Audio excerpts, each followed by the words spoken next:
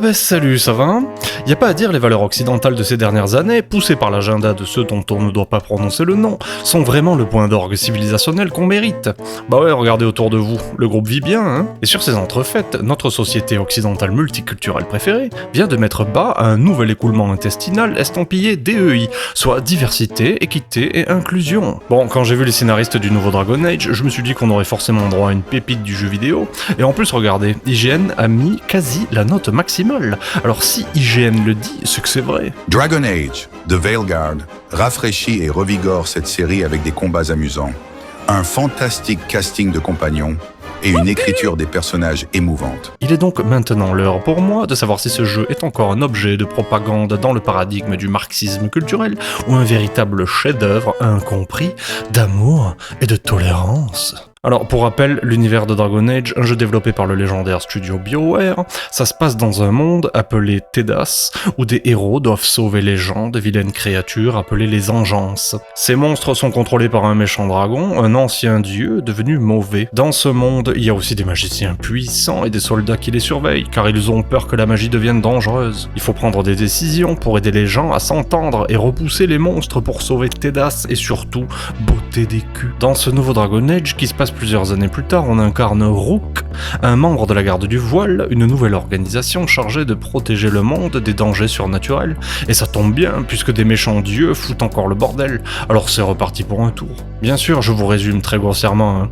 L'univers est plus étendu que ça, mais rien ne vaut d'y jouer pour savoir, en tout cas aux deux premiers. Alors on a droit à un éditeur de personnages plutôt complet, et je me suis bien entendu créer un très beau personnage de circonstance, qui s'avère être une sorte de Gérard Depardieu en maigre, qu'on aurait préparé pour la fistinière. Et je dois dire que dans l'absolu, ça me plaît. J'ai choisi d'en faire un magicien parce qu'un Gérard Depardieu qu'on appellerait non pas le missile de Châteauroux, mais le missile du bois de Boulogne, il y a forcément quelque chose de magique là-dedans, hein. Et puis c'est parti, on est propulsé à fond les ballons dans le jeu, et au premier abord on se dit waouh, c'est beau. Et c'est vrai que c'est beau. Les environnements sont vraiment plaisants, alors du coup ça donne envie, on se dit tiens, mais il y a de la mise en scène en plus, et bordel, les combats sont plutôt stylés, ça y est, je suis en train de jouer à un bon jeu là. Dites-moi pas que c'est pas vrai. Détends-toi mon petit Jamel, c'est plus compliqué que ça. Déjà pour commencer, le jeu est une horrible succession de couloirs, alors je dis pas c'est des plutôt jolis couloirs, mais ça reste des couloirs en fait. Et c'est peut-être beau, mais la direction artistique m'a complètement empêché de prendre l'histoire au sérieux.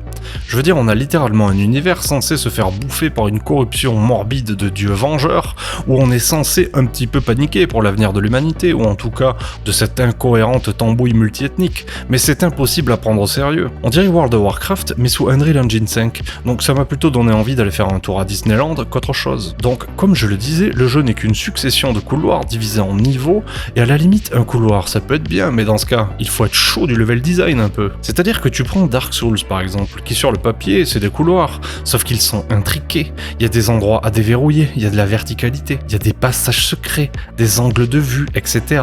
Et là, tout le monde applaudit des deux fesses en fait, et à juste titre. Mais si c'est pour retourner à l'époque des pires jeux 3D de la PlayStation, où on avance comme des imbéciles heureux en quasi ligne droite, avec juste des boutons à appuyer pour avancer, c'est pas bon là, d'accord? Parce que parlons-en rapidement des énigmes, littéralement rapidement, parce que les énigmes, c'est casse un cristal, voilà la porte est ouverte. Waouh, mon fils de 4 ans fait des puzzles plus compliqués, d'accord? Alors pourquoi vous m'infligez ça? Ou encore la terrible énigme du je ramasse un cristal et je le pose dans un socle, la porte est ouverte.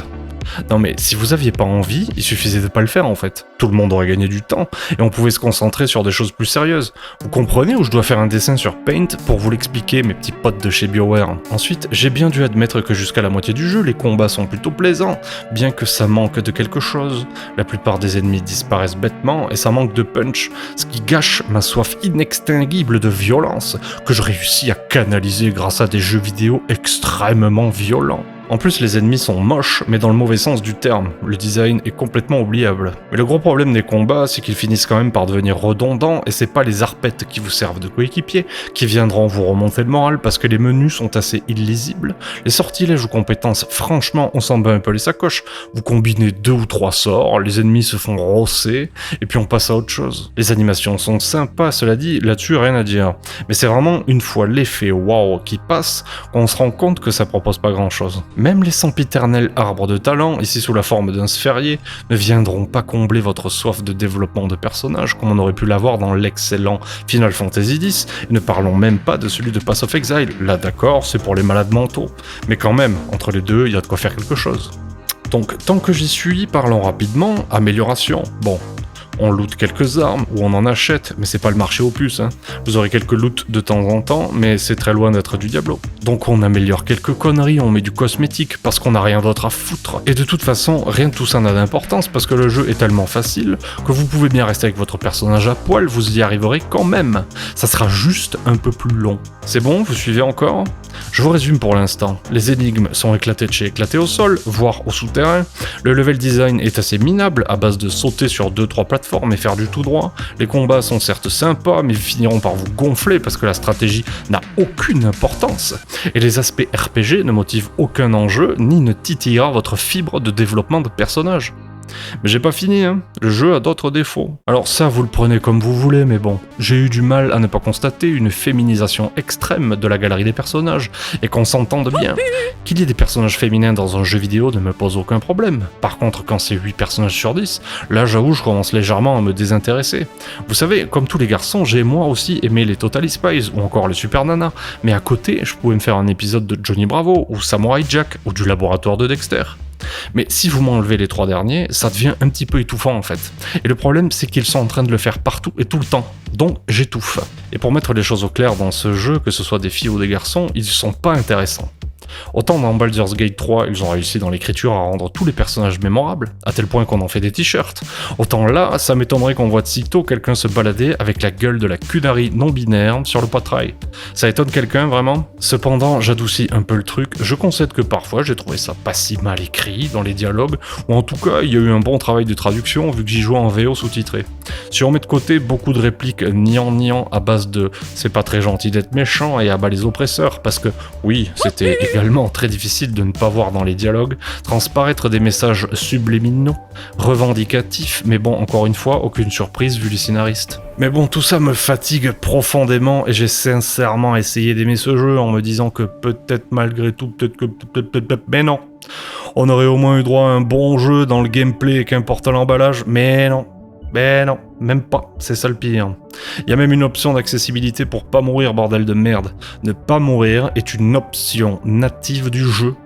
Même faire une tour en capla, ça devient plus difficile que finir le jeu du coup. Vous voulez jouer un vrai RPG avec des personnages bien écrits et attachants, une aventure qui vous embarque du début à la fin, vous jouez à Final Fantasy 6, 7, 8, 9 ou 10, ou encore un action RPG super fun et bien foutu, et ben vous jouez à Fable, en fait, tout simplement. Ou pourquoi pas le très sous-côté Kingdoms of Amalur. Mais ce Dragon Age, non vraiment pas, mais vraiment pas du tout. Ça m'a gonflé là, je vous jure. Je l'ai fait pour la science, mais bordel, ayez pitié de moi un peu, j'aurais pu jouer à d'excellents RPG, au lieu de tester cette saloperie sortie du cul des enfers, et bon Dieu, quand je vois la presse hurler que BioWare est de retour, ils ont fini de me convaincre que même la presse de jeux vidéo n'est que pure propagande, c'est affligeant. Alors excusez-moi si je fais pas du rest test, mais j'ai d'autres chats à fouetter. Donc en attendant, abonnez-vous sans vergogne, amusez-vous bien, et on se revoit bientôt. Dépêche-toi de télécharger et puis de jouer, sinon ça va barder. J'ai de la chance, ça va chier si tu refuses de jouer. Tu voulais passer pro, mais t'es pas un héros. Avec un peu d'entraînement, tu seras dans ton élément. Mais attention de pas finir au gouvernement, parce que si t'es mauvais comme Bruno Le Maire, tu vas pas faire carrière.